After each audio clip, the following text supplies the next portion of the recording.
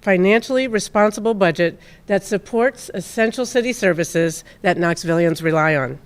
But it is no secret that we had more than $70 million in infrastructure budget requests that won't be funded. These are things like road projects, traffic calming applications, sidewalks, greenways, and improvements to aging city properties. However, we have an extraordinary opportunity to tackle more needs in our city and complete projects that would normally take 20 years in about 5 years. As your mayor, I'm committed to being a good steward of taxpayer dollars. That includes fixing things before they become unfixable and paving a path for the future. Right now, more people are moving here, the number of visitors is skyrocketing, and our infrastructure is being pushed to its limits. Most communities in Tennessee, including 5 neighboring counties, have already optimized their local option sales tax over the past few decades to generate much-needed local dollars. I want to give Knoxville residents the same choice. I invited you all here today to let you know that I will be asking City Council to fund neighborhood improvements across the city via a half-cent local option sales tax increase. If Council approves, these neighborhood investments will be on the November ballot for the people of our city to decide. Why am I proposing this?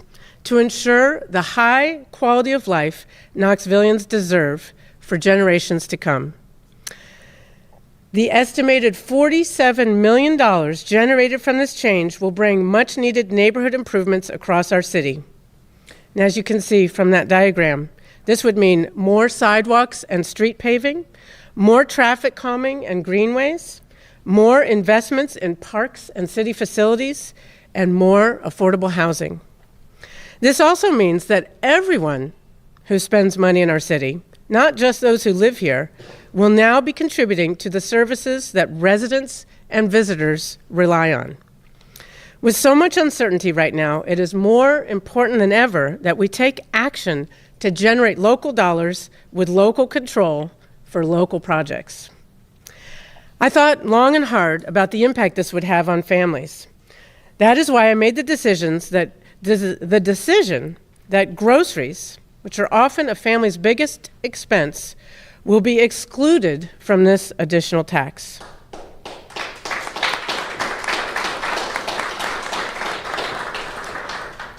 I also want to note that other significant household expenses like baby formula, diapers, rent, gas, utilities will not be affected by this half-cent sales tax.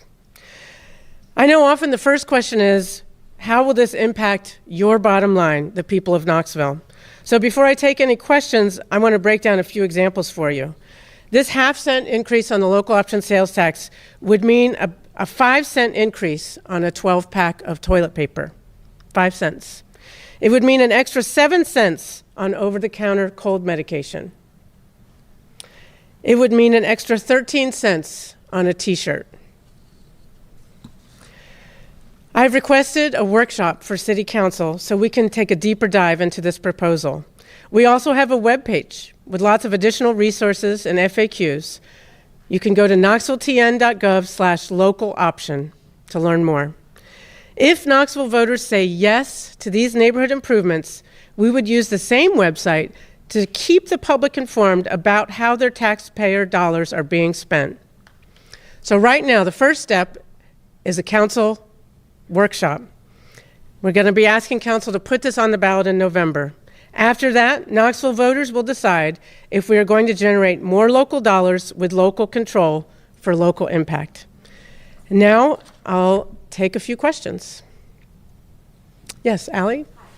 A lot of the ways that you've mentioned that you would spend the money on, those concerns were there when the budget was being crafted and pitched. So what changed between when the budget was rolled out and now as you're making this announcement?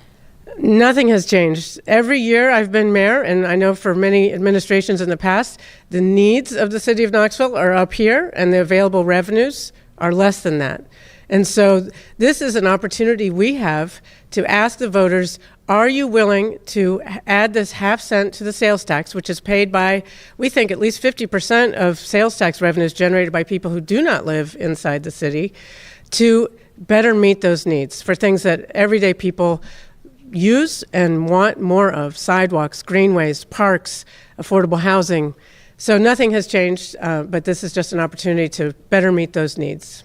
Just a follow-up, so during the budget rollout, it was announced that there wouldn't be a property tax increase, and obviously that is still true, but why wasn't the sales tax increase announced then? Well, the sales tax requires a voter referendum, and a property tax requires a vote of city council.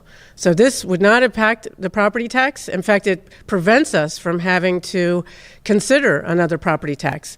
This sales tax would be the equivalent of another 60-cent increase to Knoxville City property taxpayers. And to me, it's important that we ask everybody who shops in Knoxville, including tourists and visitors and other people who use our services, who enjoy our parks and our sidewalks and all the other amenities, to contribute at a greater level. Any other questions? I've got another one. Okay. Who else in the area did you consult with before kind of coming up with this plan? We know that this could have an impact on the county as well. Yeah, well, we've talked to several, obviously some city council members. I've started having conversations with them, and some other folks as well. But we're looking forward to bringing this to the voters, and obviously first city council, and then to the voters of the city of Knoxville. Yeah. Yes, so we're going to bring this up to the city council, who will be able to put on the ballot in November. So what happens if the voters vote against this? Do you have a backup plan to make these projects happen? Well, the plan is that we would continue all of these buckets that you see, what's the money for? Those are all things that our budget already funds.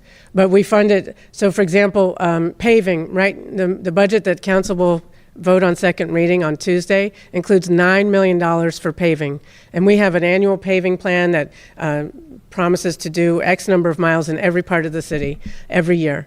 But if this passes, we could add several $million to that bucket of investments. So it would just hasten our ability to do more projects faster and to keep up with the growing demands of a growing city. Stepping back a little bit, big Yeah. picture wise, sales taxes are generally considered regressive taxes. Property taxes are more wealth tax, so why not just raise the property tax? That would be. Well, that's a good question. I think one thing is that we are behind most of our neighbors. Most of the surrounding counties, not just here in East Tennessee, but across the state, have already gone to the maximum local option sales tax, which is what I'm proposing for Knoxville voters to consider. And so it's there. It's a possible source of revenue for us. It's also, when I think, Sevier County, how many people take an opportunity to go shop at Tanger outlets or wherever you might shop in Blount County, Sevier County. You go there, you're already paying this higher local option sales tax to help the infrastructure in our neighboring counties. Why not give Knoxville residents that same opportunity? And as far as it being regressive, that's exactly why I carved out food. People are already worried about the cost of eggs, milk, bread, and this would not increase the cost of food, groceries, as defined by the state of Tennessee. That's not a definition of mine or the city of Knoxville, but the state of Tennessee defines groceries, and this would not impact the cost of groceries. How, within the buckets that you've laid out, Mm-hmm. how is the city going to determine which projects get funded, or is there have you talked about a plan? Yeah, well, luckily, for many years, the city has developed plans with a lot of input from the community. We have a sidewalk plan. We have a bike and pedestrian infrastructure plan. We are in the process of a parks master plan. And all of that has set forward all these plans, but not enough money to execute the plans. So we're going to take the plans that we already have developed with years of input from the community. We're going to have discussions with council and then have more specifics by the time people are voting on it, so they'll know exactly what it'll mean for their neighborhood. And then once it passes, we will do at least annual updates so people know how the progress we're making. How are these tax dollars being spent? Are these things that we said we would happen in year one? We're going to say we'll break ground in year 1, year 2, year 3, year 4, year 5, and have a whole 5-year plan, and people can follow our progress.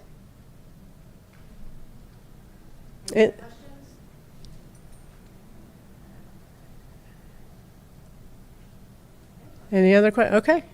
Well, please look forward to the discussion with council and then discussion with the community, and hopefully everyone will vote yes in November. Thank you. Good